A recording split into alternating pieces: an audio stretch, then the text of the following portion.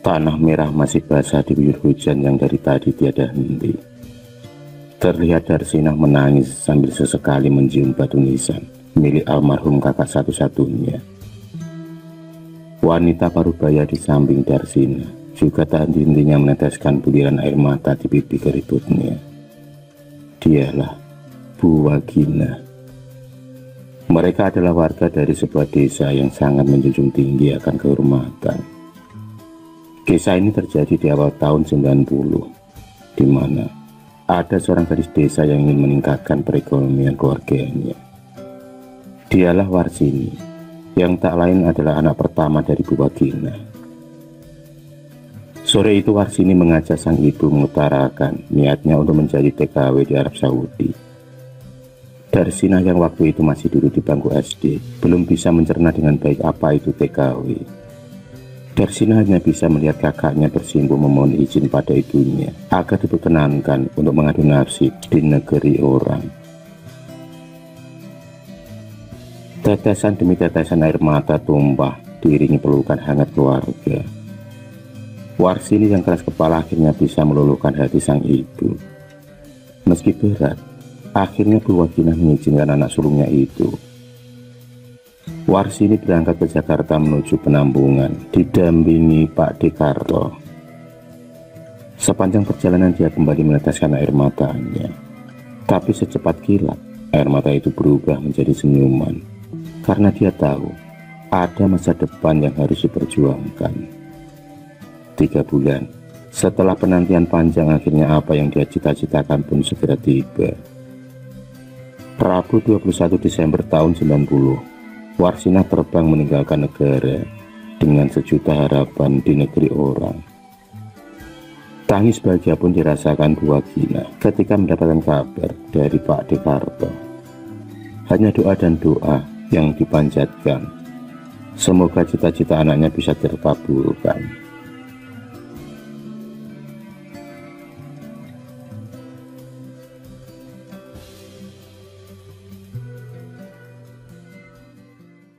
Hari demi hari, bulan demi bulan, kabar Warsini pun tak kunjung datang. Hingga tak sengaja Bu Wagina mendengar sebuah perbincangan di televisi antara narasumber dan pembawa berita. Mereka mengatakan kalau banyaknya kasus pemerkosaan atau kekerasan seksual terhadap tenaga kerja rumah tangga di Arab Saudi dikarenakan orang-orang Saudi menilai pembantu rumah tangga setara dengan budak wanita atau amatun. Ironis memang, tapi itulah kenyataan yang banyak terjadi di kalangan buruh migran di Arab Saudi. Meski tak semuanya sama, perasaan Bu Wagina semakin tak karuan. 5 bulan sudah, Warsini tak ada kabar. Di negara yang berbeda, tampak Warsini berkeluh kesah. Dia mendapat majikan yang sangat kaya raya. Terkadang baik, tapi terkadang juga bengis. Hanya bayang-bayang ibu dan juga adiknya lah penyemangatnya dalam segala hal. Untuk yang pertama kalinya, Warsini dapat mengirim surat dan sejumlah uang untuk keluarganya di desa. 1 tahun pun berlalu. Berkat kegigihan dan kesabaran Warsini, akhirnya Darsinah dapat sekolah menengah pertama impiannya. Ibu Wagina yang juga mulai sakit-sakitan membuat Warsini tetap bertahan meski perlakuan majikan laki-lakinya yang seperti hewan. Hampir setiap hari dia mendapatkan kekerasan seksual. Ingin sekali Warsini berontak, tapi usahanya itu sia-sia. Karena lemahnya perlindungan TKW di Arab Saudi membuatnya tak bisa berbuat banyak selain meminta cuti pulang.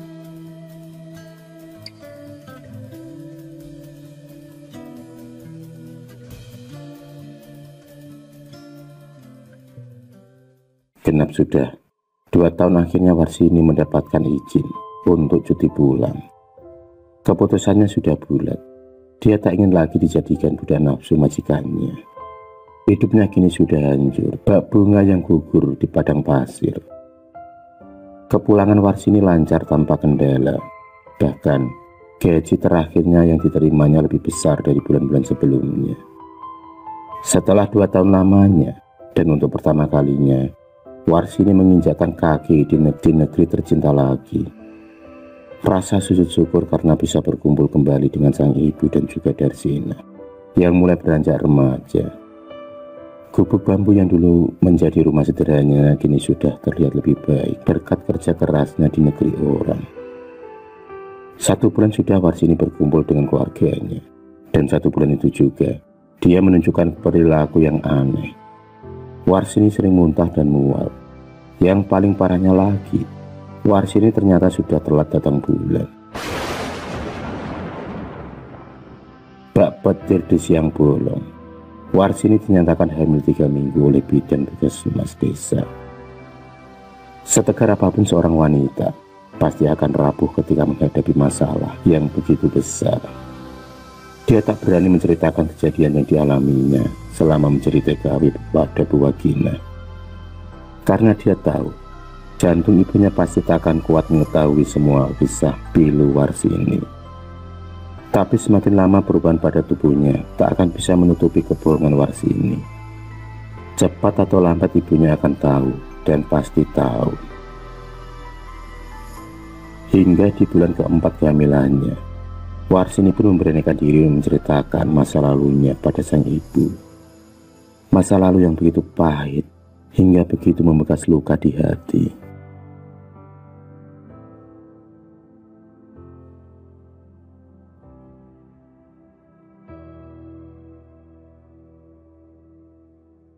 Hingga akhirnya kehamilan Warsini yang di luar nikah diketahui oleh warga desa. Mereka menganggap kehamilan Warsini adalah sebuah aib besar yang bisa berakibat buruk pada ketentraman warga desa. Tepat pada kehamilan Warsini yang ke-7 bulan, warga tanpa ampun berbelas kasihan mengarahnya ke balai desa untuk diadili. Tubuhnya yang lemas tak berdaya terus saja diseret. Cacian dan makian terlontar dari mulut warga, seolah Warsini adalah seorang wanita pendosa besar. Tangisan dan teriakan Darsina dan Ibu Wagina tak dihiraukan oleh para warga. Bahkan mereka menganggap keluarga Bu Wagina adalah sebuah kutukan dari Tuhan. Darah segar mulai mengalir di kaki Warsini. Wajahnya pucat dan mukanya lebam karena mendapat perlakuan kasar dari para warga. Begitu beratkah cobaan dari Tuhan? Warsini pingsan tak sadarkan diri karena dia mengalami pendarahan hebat. Setelah dilarikan ke puskesmas terdekat, akhirnya Warsini pun dinyatakan meninggal. Warganya bisa menunduk merasa bersalah. Tak sepantasnya perlakuan kasar diberikan pada Warsini yang hanya seorang korban dari laki-laki durjana dan bejat. 1 bulan setelah meninggalnya Warsini, desa tersebut berubah mencekam setiap malam tiba. Suara-suara aneh sering muncul di keheningan malam.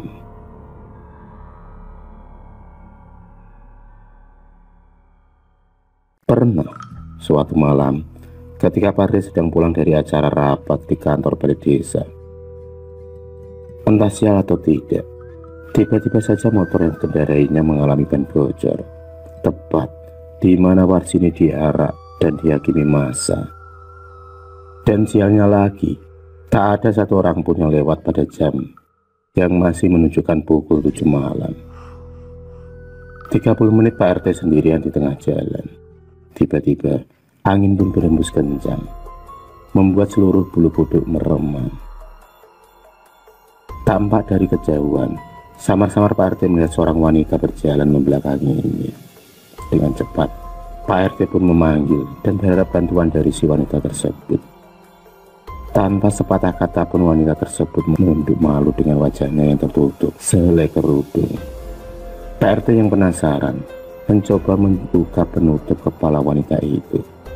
Dan alangkah terkejutnya ketika Pak RT melihat wujud wanita di balik kerudung tersebut. Dialah Warsini. Pak RT pun lari tunggang-langgang meninggalkan Warsini yang terus tertawa cekikikan. Lain halnya dengan Rasmaji ketika sedang melakukan ronda, karena akhir-akhir ini sering ada laporan dari para warga tentang arwah Warsini yang penasaran, maka ronda malam digencarkan demi kenyamanan para warga desa. Rasmaji laki-laki bertubuh gagah, sangat kenal pemberani dalam segala hal. Tapi malam itu nyalinya pun menciut setelah melihat sosok Warsini bergelantungan di atas pohon mangga sambil memangku bayinya. Arwah Warsini terus saja tertawa segigilkan. Matanya tajam menatap ke arah Rasmaji, salah satu laki-laki yang dengan tega menyeret tubuhnya sejauh 2 km itu menjadi sasaran kedua Warsini.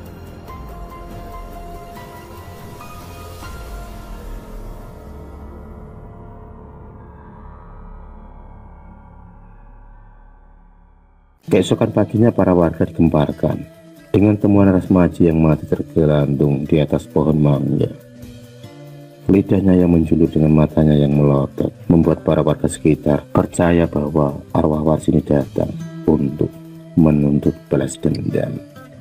Setelah kejadian-kejadian di luar nalar itu, para warga pun sepakat untuk mencari jalan keluar, yaitu mendatangi keluarga almarhum untuk meminta maaf dan memberi santunan.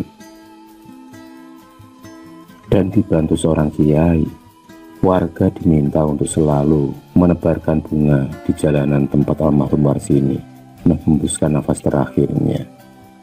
Tak lupa, doa pun dipanjatkan agar Warsini tenang di alam sana. Al-Fatihah untuk Warsini, korban dari sebuah keegoisan dan juga tradisi desa. Semoga tak ada lagi Warsini-Warsini yang lain yang menjadi korban.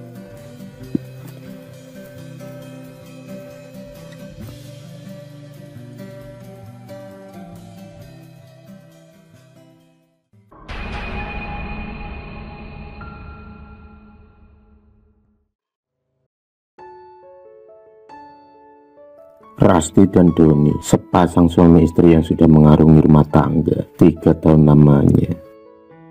Meski mereka belum dikaruniai momongan, tapi itu semua tak menghilangkan keharmonisan di antara keduanya. Bahkan mereka lebih suka menghabiskan waktu bersama, dan bisa dibilang honeymoon setiap hari. Banyak yang iri akan kebaikan mereka, tapi itu dulu, sebelum datangnya seorang wanita penggoda. Dialah Mika, wanita lajang sekaligus teman satu kantor Doni. Kulitnya yang putih, tinggi semamba itu akhirnya mampu merobohkan keimanan laki-laki alim dan pendiam seperti Doni. Sungguh, setan sangat berkuasa di dalamnya. Sepintar-pintarnya bangga ditutupi, pasti akan tercium juga. Mengetahui pengkhianatan yang dilakukan oleh Doni, hati Rasti pun hancur. Ibarat layangan putus, seperti itulah cinta. Dan hanya ada 2 pilihan, mengejar atau pulang dan membeli yang baru. Rasti pun mengambil keputusan untuk mempertahankan rumah tangganya, berharap Doni dapat berubah dan kembali kepadanya. Itu semua dilakukan karena rasa sayangnya yang begitu dalam. Rasti meyakini Doni hanya salah arah, dan sebagai istri yang baik, Rasti sangat bertanggung jawab untuk menyelamatkan suaminya dari kegelapan.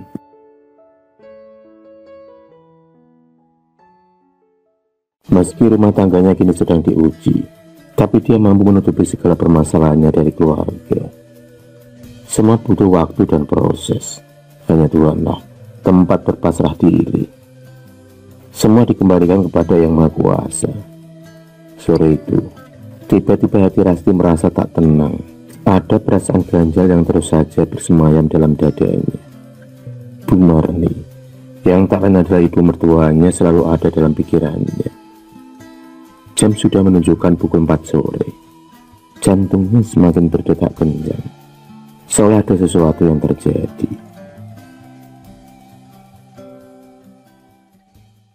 Tanpa pikir panjang, Rasti pun bergegas menuju rumah Bu Marni. Dengan mengendarai motor metiknya, dia rela melajukan dengan kecepatan penuh.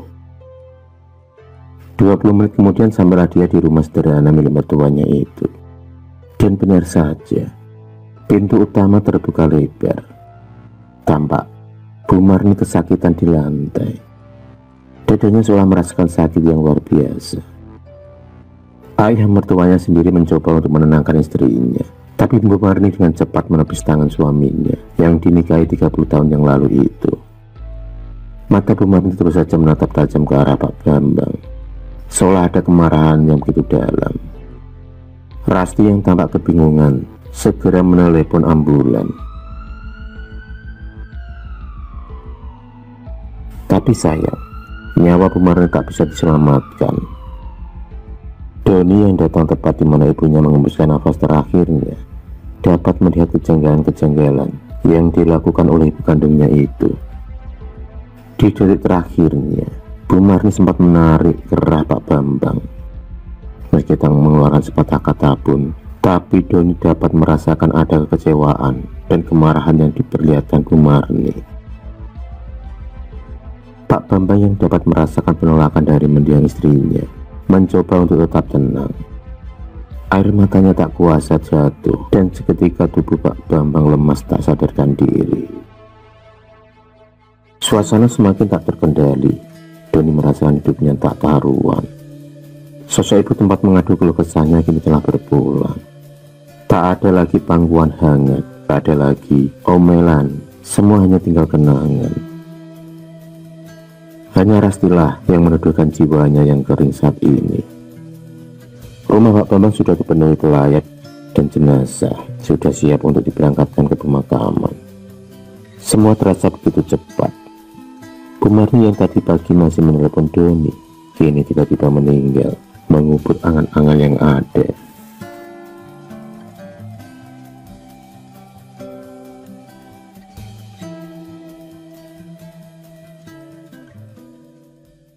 Tak terasa 7 hari sudah, Bu Marni meninggalkan dunia ini.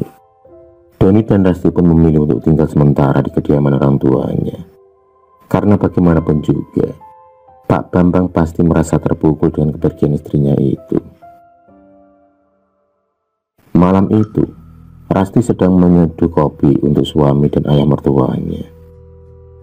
Tiba-tiba, angin pun berhembus dari luar.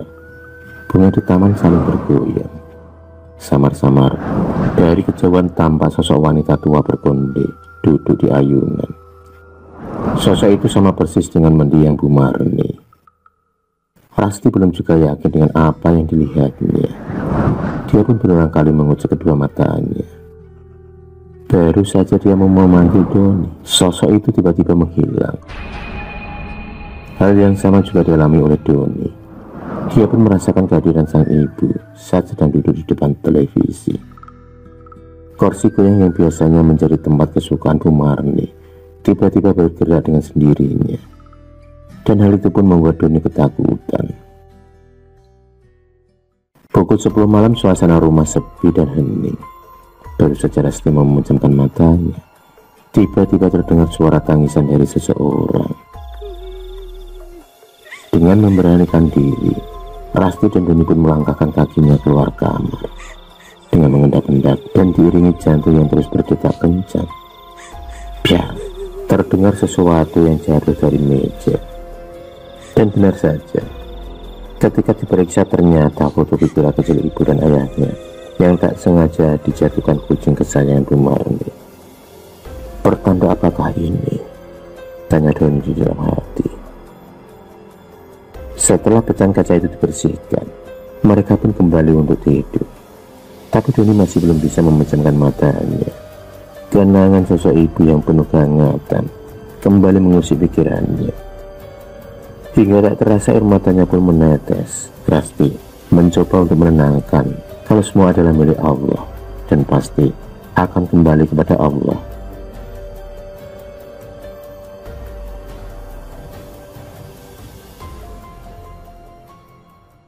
Jam menunjukkan pukul 2 dini hari. Rasti dan Doni terlelap dalam tidurnya. Tiba-tiba mereka dibangunkan oleh suara gaduh seperti orang yang sedang bertengkar hebat. Dan suara itu berasal dari kamar ibunya. Mereka pun kembali dibuat senam jantung. Mereka kembali mengendap-endap dan mengintai suara kegaduhan tersebut. Pintu pun dibuka perlahan, tapi nihil. Tak ada satu orang pun di dalam. Hanya ada suara jam beker yang tergeletak di atas meja. Semenjak kematian istrinya, Pak Bambang tak berani tidur di kamarnya sendiri, dengan alasan masih suka terngiang wajah istrinya. dan dia sendiri memilih tidur di kamar tamu, ditemani sopir pribadinya. Malam berganti malam, dan suara gaduh itu pun sering terdengar. Doni yang mulai penasaran mencoba bertanya pada ayahnya, karena semenjak kepergian Bu Marni, Pak Bambang sering menunjukkan sikap yang aneh. Dia selalu ketakutan, bahkan dalam mimpi pun Pak Bambang merasa dihantui oleh sosok Bu Marni. Dan kesaksian itu diceritakan oleh Mas Cipto, sopir pribadi dari Pak Bambang. Hampir setiap hari Pak Bambang menjadi ketakutan sambil berteriak meminta ampun. Dia menyebut kalau arwah Bu Marni telah datang dan ingin mencabut nyawanya. Maka tak heran, sekarang Pak Bambang sering melamun dan terkadang berteriak histeris dengan sendirinya.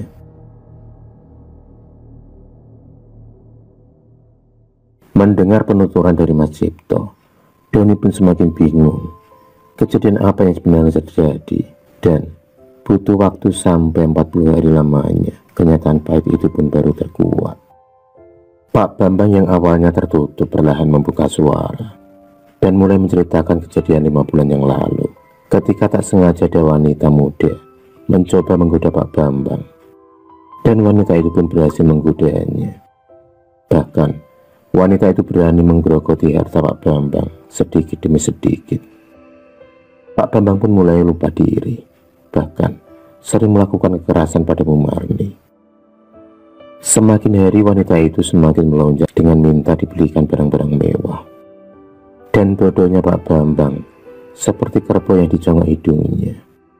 Apapun permintaan wanita itu akan segera dipenuhi oleh Pak Bambang. Bu Marni yang mengetahui suaminya serong mencoba memarahinya, tapi bukannya sadar, Bu Marni malah mendapatkan tugu mentah dari suaminya. Uang rekening Pak Bambang mulai menipis dan tagihan kartu kredit pun di mana-mana.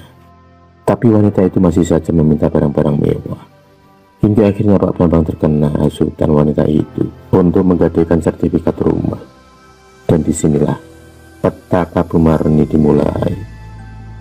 Pak Bambang secara paksa mengambil sertifikat rumah milik Bu Marni, dan tentu saja Bu Marni tidak memberikannya.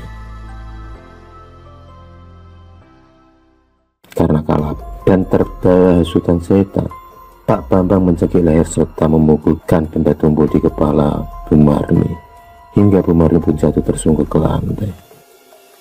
Pak Bambang bersikap sedih saat Rasti yang secara tiba-tiba datang ke rumahnya, hingga akhirnya Bu Marni pun menghembuskan napas terakhirnya. "Siapa wanita itu, Pak?" tanya Doni bercampur emosi.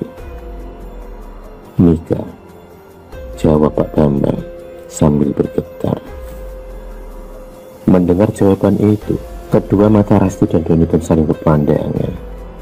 Dia tak menyangka wanita ular itu tak hanya merusak rumah tangganya, tapi juga rumah tangga orang tuanya.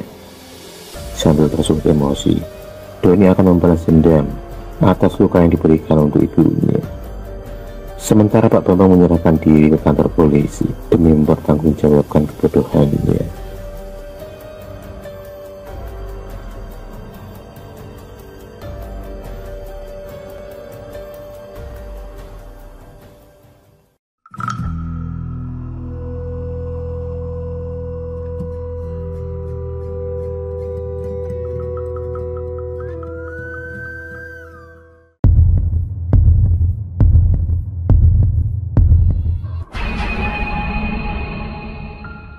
Terima kasih sudah menonton video cerita bergambar ini. Klik subscribe untuk terus berlangganan video-video cerita bergambar selanjutnya. Semangat berkarya.